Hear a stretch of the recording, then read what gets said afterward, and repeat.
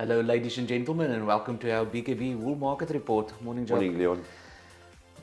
Jacques, I think the auction went as expected. We knew that the currency is going to influence us a little bit, and we saw Australian market coming down by probably by 1% from the auctions on Tuesday and Wednesday. To the second day, yeah. So almost by a combined 1% that they came down as well, and we followed suit. Yeah.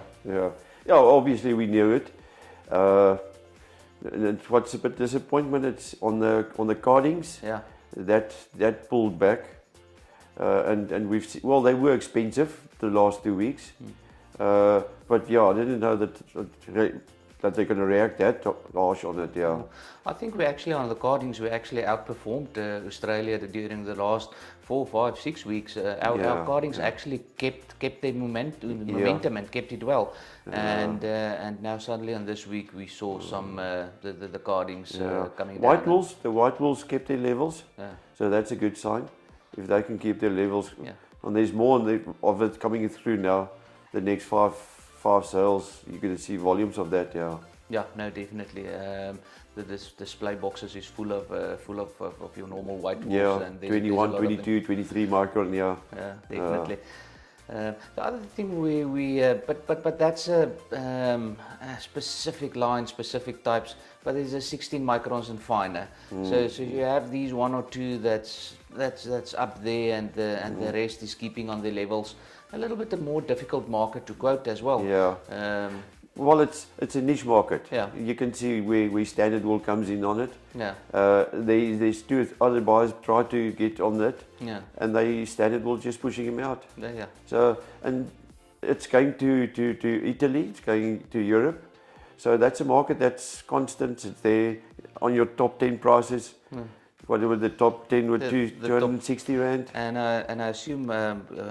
All of these were standard wool bought except number 10, which he got Mozzarella bought. Yeah. But all of them, the top 9 bought by standard wool, going to Italy to a specific client. Yes. And the top 10 were dominated by Winston Farms from Cathcart, John and James Miller. A beautiful clip, a well prepared clip, and I walked through the display boxes with them.